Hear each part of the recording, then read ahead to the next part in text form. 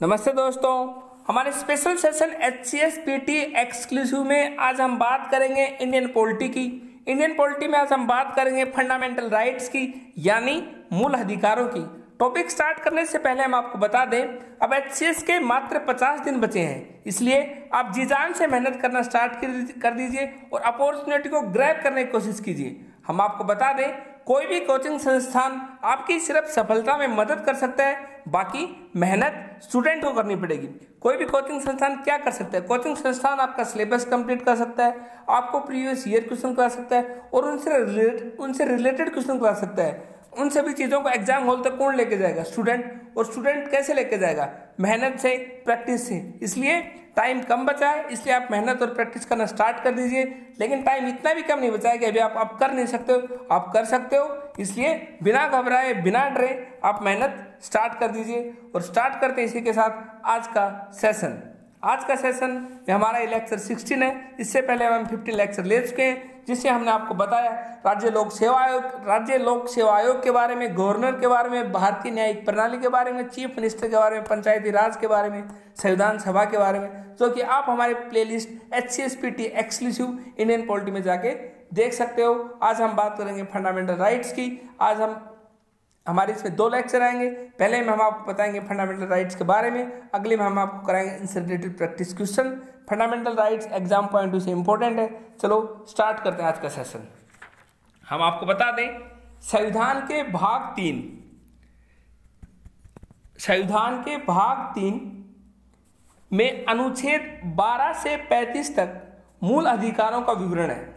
Exam में question ये भी आ सकता है कि फंडामेंटल राइट्स यानी मूल अधिकार संविधान के किस भाग में है? इसका आंसर होगा भाग 3, यानी कह सकते हैं पार्ट 3 में। किस अनुच्छेद से किस अनुच्छेद तक है? अनुच्छेद 12 से 35 तक। हम आपको बता दें, भारतीय संविधान में जो मूल अधिकार लिए गए हैं वो अमेरिका के संविधान से लिए गए हैं। एग्जाम में यह भी क्वेश्चन आ सकता है कि भारतीय संविधान में मूल अधिकार किस देश के संविधान से लिए गए हैं? इसका आंसर होगा अमेरिका के संविधान से। आगे, संविधान के भाग 3 को भारत का मैग्ना कार्टा की संज्ञा दी गई है। एग्जाम में क्वेश्चन आएगा कि संविधान के भाग 3 को मैग्ना कार्टा की संज्ञा दी गई है। अब हमको बताते हैं कि मैग्ना कार्टा क्यों कहा गया इसे।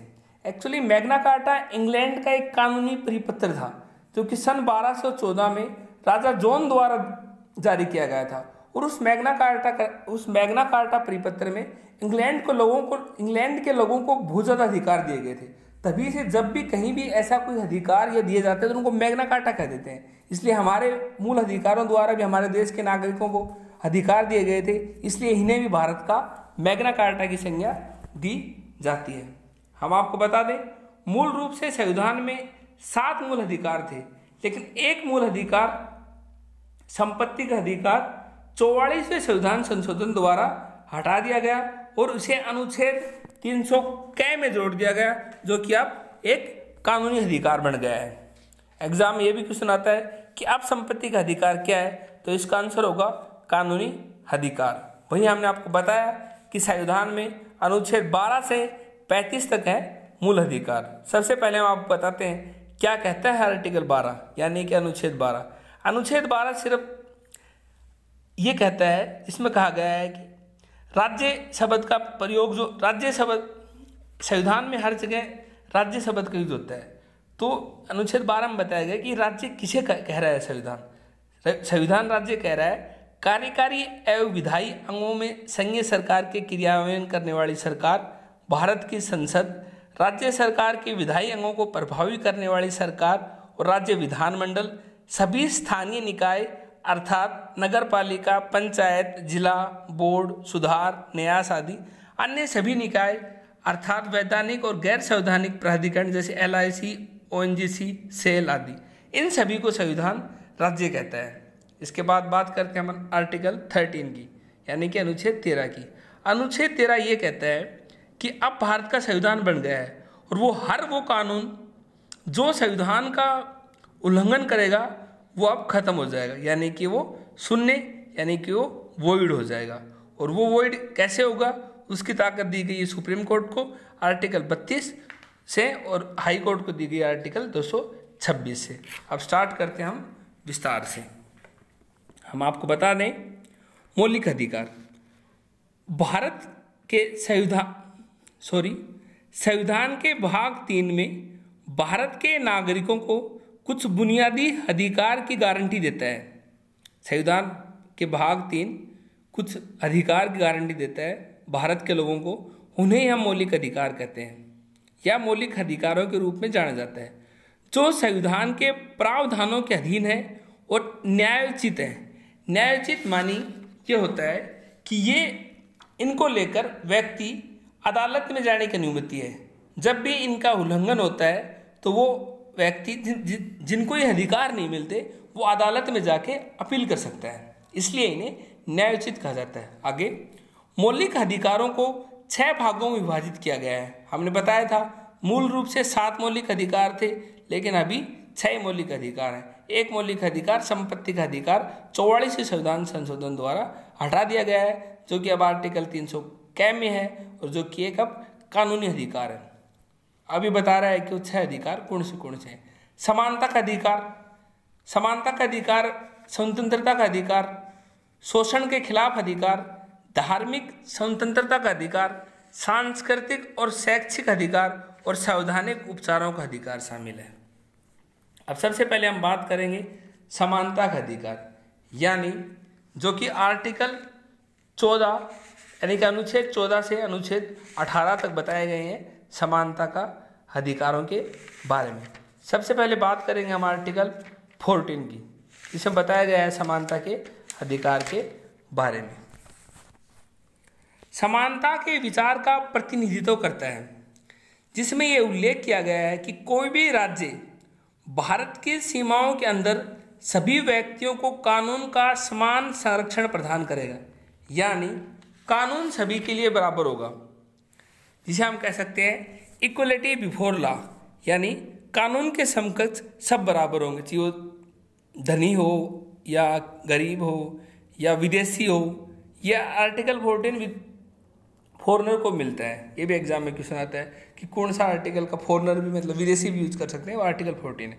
इसके लिए हम आपको बता दें, यह अनुच्छेद जाति, रंग, राष्ट्रीयता के भेदभाव के बिना कानून के समक्ष समानता की गारंटी देता है। क्या कहता है आर्टिकल 14।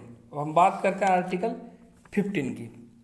आर्टिकल 15 यानी कि अनुच्छेद 15।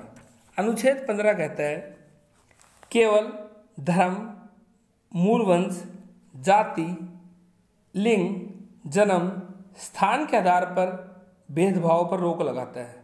आर्टिकल कहता है prohibition of discrimination on grounds of religion, race, caste, sex और प्लेस ऑफ बर्थ, यानी कि इन सब चीज़ों को लेकर किसी प्रकार का कोई भेदभाव नहीं करेगा, ये कहता है आर्टिकल 15। अब हम बात करते हैं आर्टिकल 16 की। क्या कहता है आर्टिकल 16? आर्टिकल 16 कहता है सार्वजनिक रोजगार की अवसर समानता, यानी equality opportunity in matters of public employment, यानी कि जब भी कोई रोजगार मिलेगा, रोजगार भारत सरकार देगी या राज्य सरकार देगी, तो उसमें सबको बराबर का अधिकार है। लेकिन इसमें कुछ विशेष उपबंध भी दिए गए हैं। अनुच्छेद 16 कहता है सार्वजनिक रोजगार या कार्यालय के संबंध में अवसर की समानता की गारंटी देता है और राज्य को किसी के भी खिलाफ केवल धर्म, नस्ल, जाति, लिंग, वंश, जन्म स्थान या इसमें किसी एक के आधार पर भेदभाव करने से रोकता है।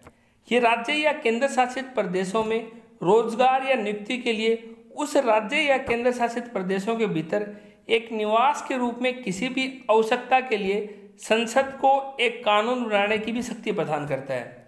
किसी भी पिछड़े वर्ग के नागरिकों को सार्वजनिक सेवाओं में आरक्षण का प्रावधान बनाने के लिए ये राज्य को विशेष अधिकार प्रदान करता है।